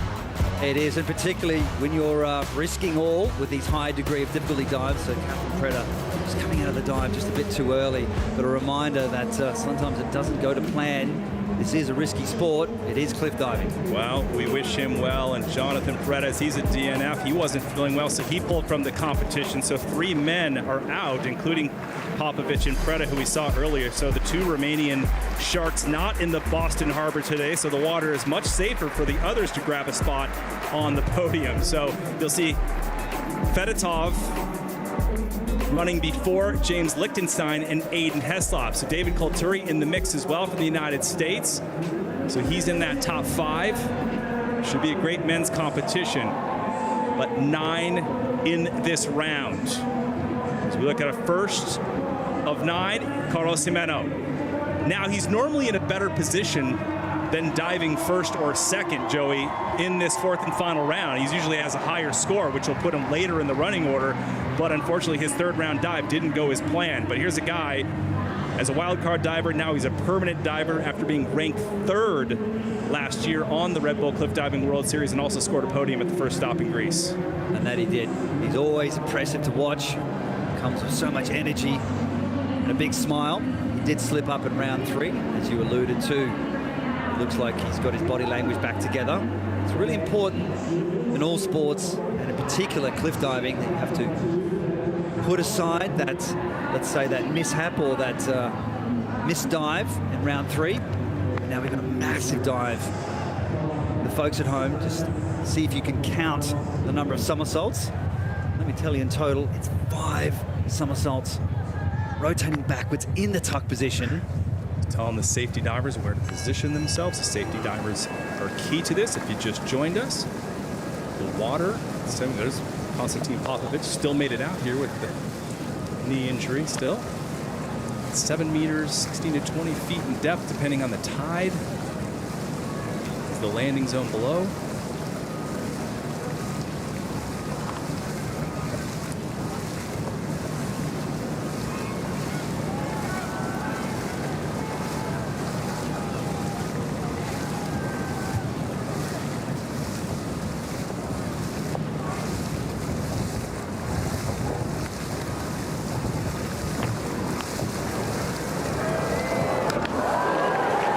he goes. So Jimeno kind of back in his ways of the normal diving that we see. Joey, that third round was very uncharacteristic, as we talked about earlier. But I tell you what, 27 meters, 90 feet off the Boston Harbor. What does that feel like? Scary. Yeah. But every single time, oh, nice little front roll there. Right. I'm digging it. Every single time you get on the platform, you respect the challenge at hand. And what a challenging dive, back 5 somersaults. And you need excellent aerial awareness. And I get asked this question quite a lot. How do the athletes understand where they are in the air? Well, they count the somersaults on a dive like this, counting for the second time, counting the water for the third time, counting the water for the 4th time, making it 5 somersaults. So the one consistent thing that will always be there is the water. You've always got to look for it. If you lose the water, then you're in trouble. Then you start to panic and you can have a bad landing. But he's got the job done. He's got a nice little stylish front roll there. As I mentioned, he entered the 2023 season as a wild card diver. He ended up number 3 in the year-end World Series rankings. It's kind of like being a third-ranked quarterback, Joey, who's now the starter of an NFL team. So Jimeno, the 5 judges, that'll give him a 106. You see that in yellow? That's his last round dive. And then you add all 4 together, all 4 rounds. So 329.40 puts Jimeno in front of over 20,000 fans on top.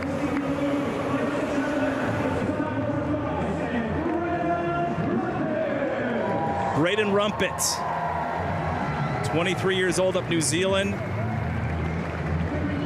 Placed 12th in Greece, so he's in that last place position, trying to prove himself as a wild card diver to potentially someday move himself up into the rankings to be considered a permanent diver on the World Series. There's only 8 permanent divers that are invited to all 8 stops this season. The rest have to work their way up and earn their spot. Speaking of earning their spot, Kelly Arnett in the women's field taking that 2nd place, so she'll be in good stead to receive more competitions as a wild card. Braden Rumpet standing 90 feet above the Boston Harbor, 27 meters high.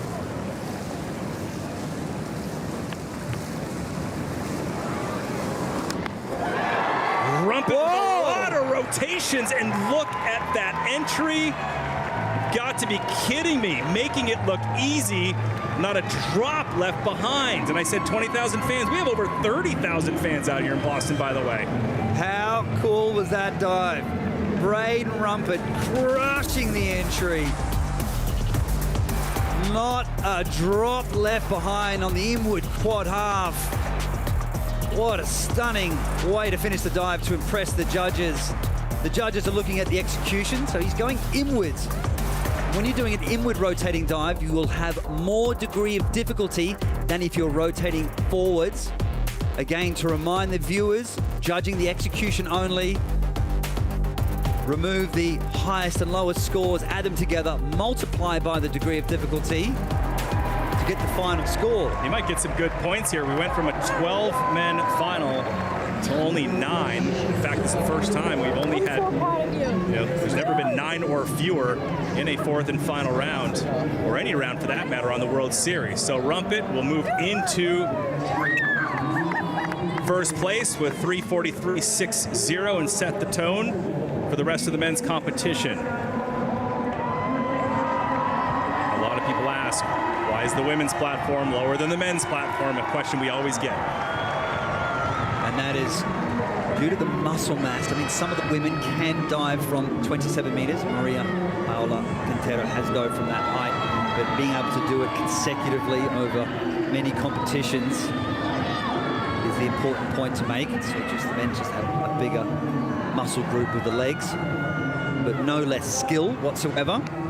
Miguel Garcia from Colombia, 33 years old, celebrating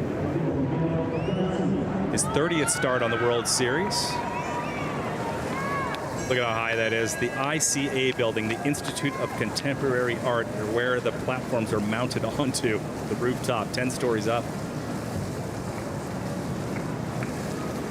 So make your way to the 10th story or the 9th story of a high-rise building and have a look down to get the feeling of what it's like to dive from this high. Here we go. And Miguel Garcia putting one into the harbor. And the Colombian fans and the family of Garcia loving it. We asked him what the most terrifying aspect of cliff diving is, Joey. He said the nature. It's always unpredictable. The wind, the waves, the cold, extremely hot maybe. It always puts you in different situations and sometimes very uncomfortable, but not today. It looks like you did a nice job. Yeah, that's right. And some of those locations like we've seen in Lebanon and locations like Portugal and that monolithic cliff face, it's so wild. Huge waves, high winds, and wind can be very challenging. Miguel Garcia wrapping into the triple twist here, using the running takeoff. Why did he do the running takeoff?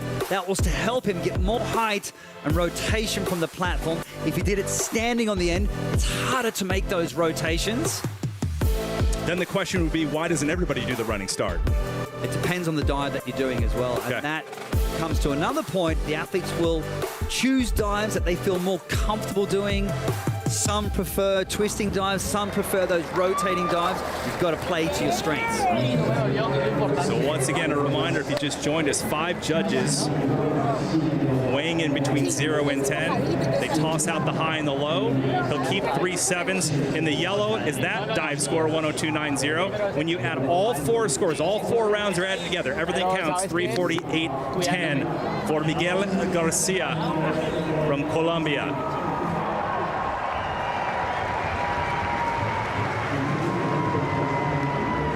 Looks like Dave Colturi, a little bundled up.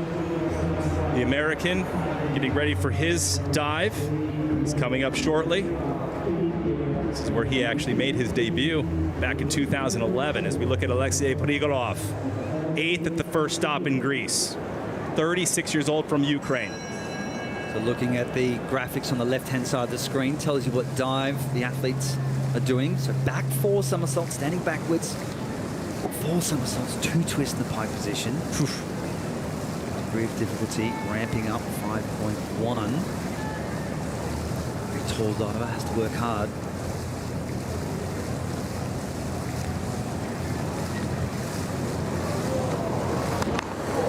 Oh, Prigorov, the crowd loves it. And look at that, Carlos Ameno taking video.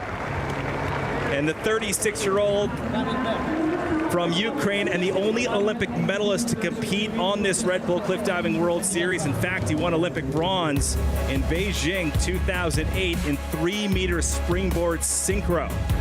And he found that very difficult to transfer from 3-meter springboard diving. So springboard diving meaning the board moves a lot. And when you get on a fixed platform, you have to adjust your technique. But as you said, the only Olympic medalist competing here, and that shows you the caliber of the athletes that we're witnessing here. Once again, the judges looking at the takeoff, looking at the flight. If there's any split with the legs in the air, if there's any miscalculations on the entry, there will be some deductions from the judges.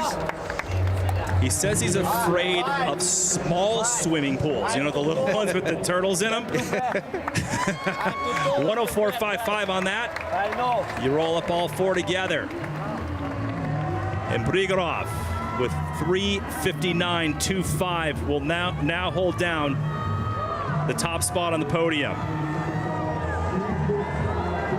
And the wind is starting to pick up now, and that may be a little more challenging for some of the dives in this competition. Prigorov is 4th to go of the 9. How about this guy, Jolto Martinez? It's hard for me to say that, like I was working on it for like 3 days. Jolotl Martinez. And I know Jolotl quite well. I spent a lot of time in Mexico. 21 years old, making his debut on the Red Bull Cliff Diving World Series. Over 30,000 people he's diving in front of. Imagine that. Once again, diving from 27 meters, 90 feet up, traveling at 85 kilometers per hour, 55 miles per hour. On impact, diving from the 10th story of a high-rise. A little wobble there. The wind was bothering him.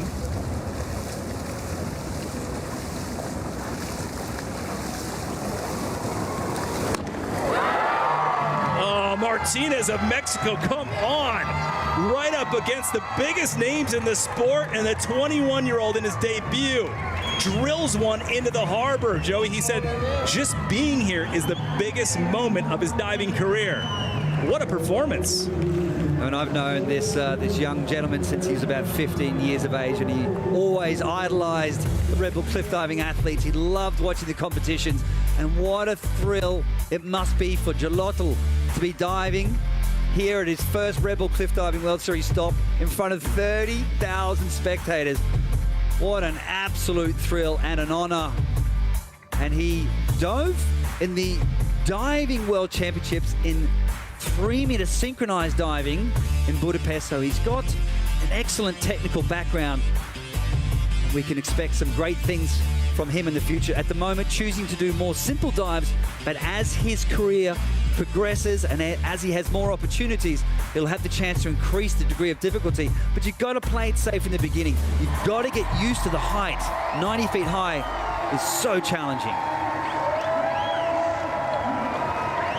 Oh, the fans love it. Big scores by the judges. That will put young Martinez in first with 365 with only 4 divers remaining. Wow.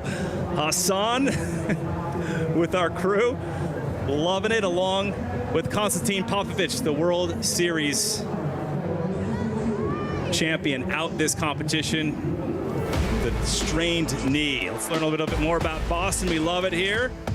Home to the first college in North America, including Harvard, where we saw Morgan Herculano earlier dive. She goes there. Home to 4 major league sports teams, of course, you guys. The Red Sox, the Celtics are doing great, winning the first game of the series. The Bruins, the New England Patriots, all kinds of great stuff here. I love this sporting city. What a great city, and what a great lobster on the screen there, too. Yeah, you like that lobster. No, Joey loves that it. lobster. He loves Whoever lobster. did that, great job. I'm like, Joey, I can only have like 4 lobster rolls a trip. He's like, no, let's have one every single meal. Martinez, the 21-year-old, in his debut, sits on top with a 365. 4 divers remaining. Jalotl Martinez, the first time our World Series cameras have been on him. What a day. But now, David Colturi of the United States letting it sink all in right now, because Colturi got his shot here in 2011. Came in, you told me, as an alternate.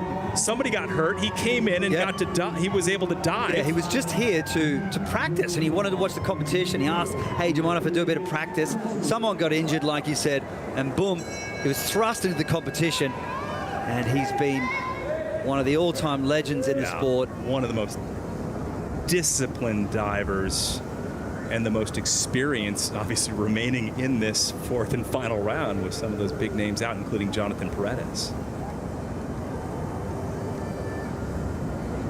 27 meters, 90 feet above the harbor. David Colturi, the AOK to the safety divers.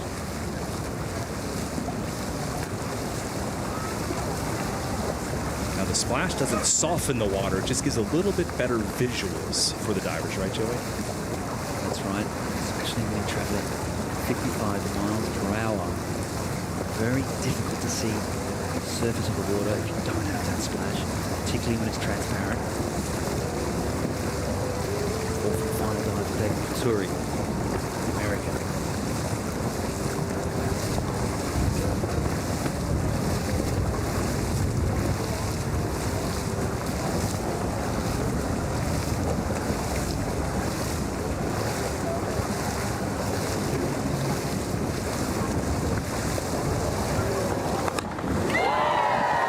Colturi winning a heavy splash on that landing, but he's got a lot of family members who like it, but so impressive, this veteran diver of Colturi. Coming into Boston, Joey, no ropes, no net, no parachute, just diver versus gravity here coming into the harbor. Not always easy to have those ripped entries. No, it's not. And this is one of the most pure sports. I would say it's the oldest extreme sport in the world. Think back to history, people were leaping from cliffs, the form of enjoyment and thrill. And it's thrilling to watch all of these athletes here today. So he's got a very deep press there, nice and deep. Now he's just pushing a little bit too far away from the platform. When you've got too much distance, the judges will make a deduction, so you can't be too close to the platform or too far away. And of course, the form in the air has to be neat and tidy. And the last thing they see is the entry. So he's just slightly hunched, and the smallest error in the entry can result in quite a big splash. So low scores for Dave Colturi in the fourth and final round. He's a wild card diver this year. His really good pal, Steve Lobu, former World Series diver, analyzing it with him. Because Dave's, that's what he's like. He's all into the high performance and all into, getting better and improving and increasing his abilities. And right away, he's already looking at video. The competition's over for him, and he's already analyzing his dive for the next competition. And you need to do that. Look at it in slow motion, understand what went wrong and where to improve. But Dave Colturi still in a podium position with 364.5. But it is young Martinez right now who maybe we'll see another wild card diver in a first-time appearance, just like Kaylee Arnett on the women's side, grab a spot on the podium.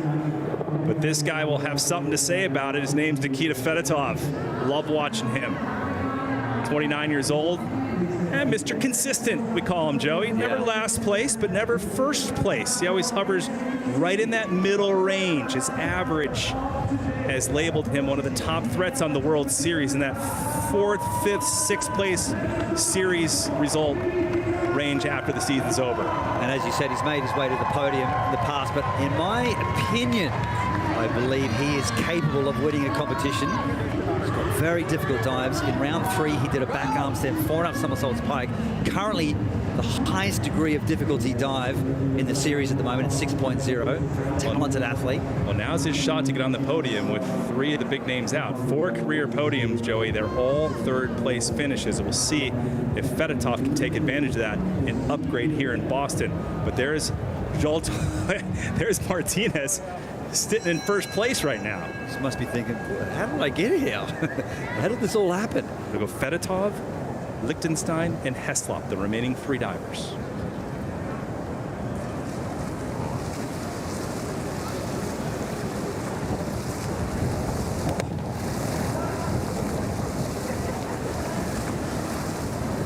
This is insanely hard dive. There's triple somersault, 3 twists. First person in the world to perform this dive. Just wondering if that wind is starting to pick up. Just moving the safety divers to one side.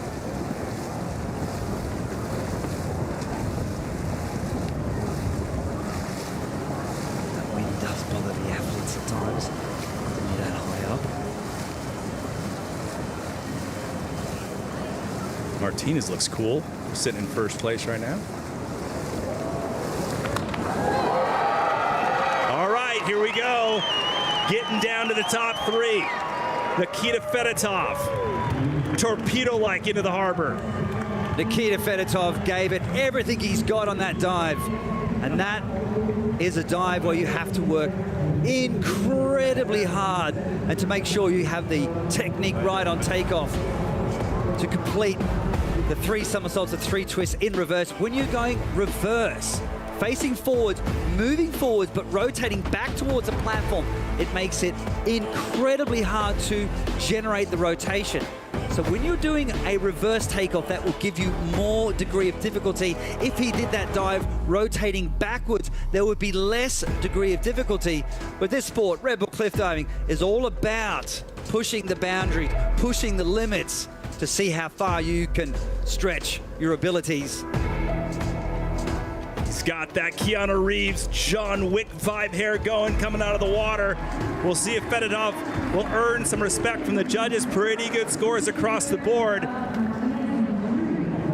That should do it for him, at least to pull into the #1 spot with 2 divers remaining. So Fedotov, yep, 2 7s and a 7.5 he will keep. So that final round dive, 105.35, 4 rounds are added together for a 397.95. So not a personal best. He's had 4 career podiums, all third-place finishes before, so he's guaranteed at least that.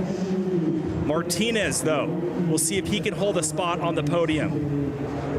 In second, Dave Colturi. In third, only 2 more to go, including American James Lichtenstein, who we ask, you know, how do people get good at this? Maybe their background. Rhiannon Iflin was a trampolinist, so was James Lichtenstein. And I believe having this trampoline background is his greatest asset. Used to landing or accustomed to landing feet first. His aerial awareness is supreme. We call him the cat. He always finds his way to his feet. Did a great job transitioning to diving and transitioning and being able to dive from that whopping platform at 90 feet up. All right, what do we have here? Going all... I love this. He needs 6 O's for an average of first. Real quick, Joey. 3 men out if you just joined us. Jonathan Paredes removed himself from the competition. He wasn't feeling well. Konstantin Popovich injured. And then also Catlin Preda injured himself early this morning. So 3 big names out of the comp. Yeah. See if James Lichtenstein can. Been a tough competition for those guys. Yeah. But it is all about the All-American James Lichtenstein. And he is going to be busting out, guess what? Back 5 somersaults in the tuck position. He loves these rotating dives. The heart rate is way, way up there, 159 beats per minute. Resting heart rate is normally around about 50, 60 beats per minute. On his left arm, you can see it bandaged. There's a little monitor. And that catches the heart rate. And there's his mother there, nervously looking at her son. He's about to dive 90 feet up, 27 meters. His mother Judy down there. I wonder if she's nervous when she watches her son dive. I would be. Just a little bit. He hit the podium in Greece, the first stop. We'll see if he can do it again here in Boston. 162 is the heart rate. 90 feet, 27 meters above the water. Just needs 6s from the judges to take the lead. 4. Count them out, folks. James Lichtenstein. No question we'll get into the top spot with that one. Unbelievable. James Lichtenstein. Wowza. And we're talking about entry. He got that first podium in Switzerland, and then we were like, yeah, that was maybe lucky, but then he keeps backing it up with podiums, and here he is. Gonna get another one. There is no pot luck with this guy. He is all raw talent. And what a raw entry. No one-hit wonder, James Lichtenstein. James Lichtenstein, back 5 somersaults. Can you believe it? Flicking his head back, counting the water as he whizzes by. There's a relieving moment. Hitting 55 miles per hour, locking it out, squeezing the legs. James, that is a rip entry. I asked him what he's been doing lately. He said he's been watching the basketball playoffs and obviously the finals. He's probably loving it being in Boston with the Celtics after they won the first game. Over 30,000 fans, mostly from the USA, going crazy for James Lichtenstein. Will most likely pull into the top spot and grab another podium with that dive. Yes, 9s and a 9.5. Yeah. Oh, the Americans are on fire today.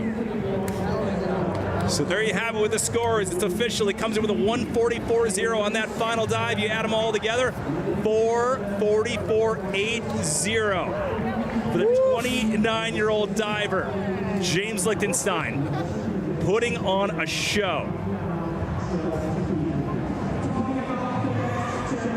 One diver remaining. Lichtenstein guaranteed a podium. Will it be first or second? It'll all depend on Aiden Heslop. Fedotov in second. So far, that will be his best result, unless he gets pushed back down to third.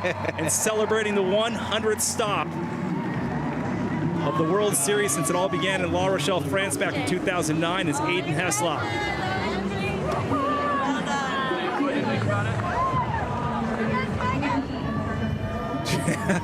Talk about some twists and turns in this competition, but it comes down to this man, Aiden Heslop. Final diver. Average needed for first, 8.2. That is a lot. James threw down a serious dive. Highest degree of difficulty, Joey, in this men's competition round. 5.7. His average scores on this dive is usually 7.5s, and he needs 8s and 8.5s from the judges. The pressure is on Aiden Heslop's shoulders right now. Here in Boston, heart rate, again, right up there, on par with James Lichtenstein. What have we got? Back 4 somersaults, 3 twists in the pike position. Take a deep breath, folks. Here we go.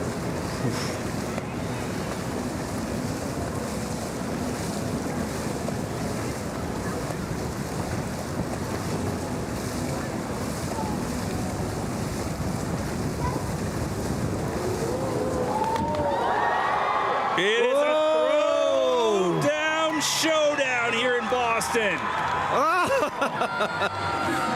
Molly Carlson going wild in the background. All right, so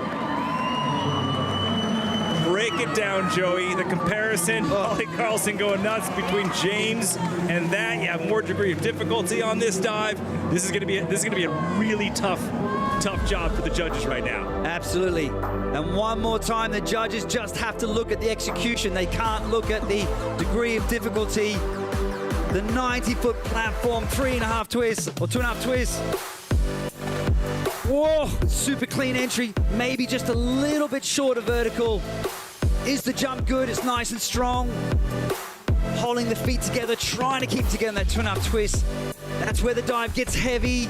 Again, some small deductions, maybe if the legs are bent. Really, really clean. A nice rip entry through the water, slightly short of vertical with the chest forward. But again, the competition is left in the hands of the judges. What do they think of Aiden Heslop, and what will be the fate for James Lichtenstein in this competition? Woof. Thrilling. Wait on, judges. It's a personal best, by the way, for James Lichtenstein, regardless. And they weigh in, folks, and some big scores with high degree of difficulty thrown in there. Aiden Heslop, he sends it, he stomps it, he seals the deal, his 5th win ever on the Red Bull Cliff Diving World Series. And what a comeback after his 6th place finish in Greece at the first stop. And that's what Aiden Heslop dearly wanted.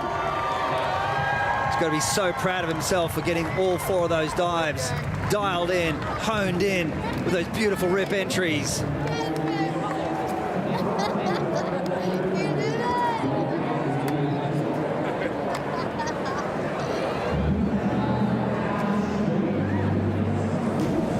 A grandstand performance for Aiden Heslop. And as you mentioned, Joe, you cannot be on top of that podium without consistency in all 4 rounds of diving, because they all count. You cannot miss a beat. You don't want to be playing catch up.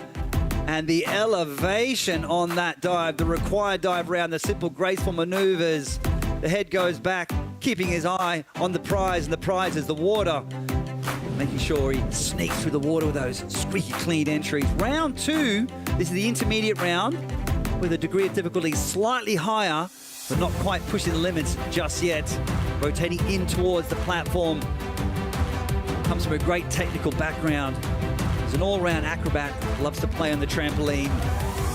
The art of play, so he spent a lot of time playing around with various acrobatic sports and skills. That's really helped him develop as a cliff diving athlete.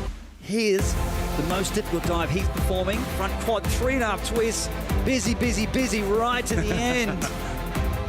And with that round 3 dive, that meant he was in the lead coming into the competition for the 4th and final dive. He's such a fast twister, a very tall athlete as well, 183 centimeters. And when you're tall, you have to work that little bit harder to get the rotation around. But the pressure was on this dive. Back quad somersault, triple twist, giving it all he had. The pressure was on his shoulders, and he delivered in the competition to take this win at the milestone competition, the 100th tour stop of the Red Bull Cliff Diving World Series. Unreal. His 5th win, and he's down dockside with David O.C. Dave. Aidan, the 100th stop win. You have a new aura about you this weekend. What changed between now and Athens? Yeah, as you said, it's a very different mindset that I'm in right now. Athens, I went into it with a bit too much pressure on myself, and I've kind of wanted to come here and have a bit more fun, and that's what seems to put me in the right mindset and do these good dives. So that's how I'm going to stay for the rest of the season now. And how do you think, assuming that Costa gets a little bit better, how do you think that battle is going to be throughout the rest of the series? Yeah, I mean, I was super annoyed at myself, obviously, after Athens with a 6th place, which ultimately, in the grand scheme of things now, is not that bad. I'm really fighting with James and Carlos a little bit at the minute, so yeah, we've definitely all got our work cut out for us, but we'll see what happens. I need to see the standings after this event. Yeah, we'll figure it out. Amazing. Thank you so much, and congrats.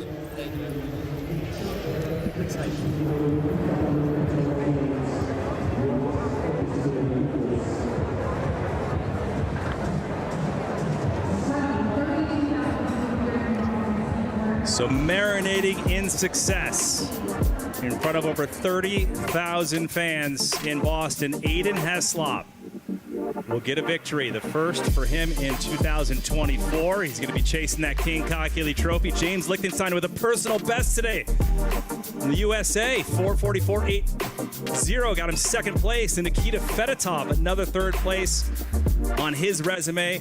How about Jolto Martinez, huh? 4th place for the young guy from Mexico. Wow. Great job for the youngster. Unbelievable. We hope Katlin Preda, Konstantin Popovic, and Johnny Paredes all are feeling better in their respective areas and injuries and illness. So we'll see those guys back, I'm sure, in future Red Bull Cliff Diving World Series events. But what an outstanding competition, Joey Zuber, from this sporting mecca city of Boston and the Seaport District and the ICA building, the Institute of Contemporary Art, putting on a great show.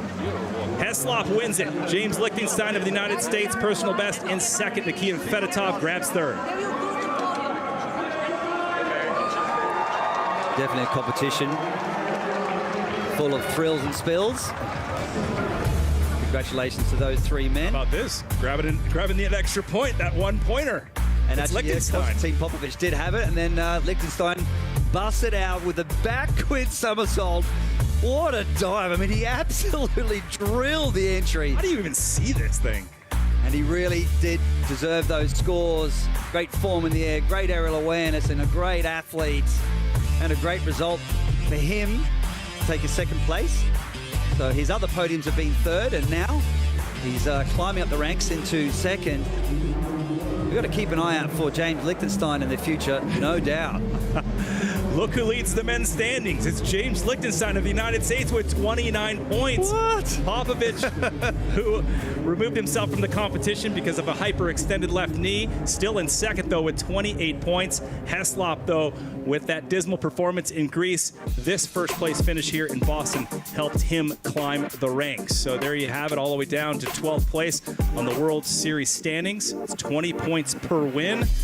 Wow, what a comp. So after we wrap up here in Boston, the divers will head to one of their favorite locations on the World Series, Polignano a Mare, Italy, known as the European home to cliff diving. This location is famous for its houses that literally rise from the rocks. The divers, they launch from the balcony of a private residence into the Adriatic Sea in front of thousands of enthusiastic locals and tourists. Some mozzarella, a little raw fish, some ice cream, and cliff diving, Joey, doesn't get better than that, huh? Yeah, that sounds very delicious, Trace Worthington. You can check out all 4 rounds of diving live beginning on June 28th, by the way. Until then, we say goodbye from Boston and the 100th stop in the history of the Red Bull Cliff Diving World Series.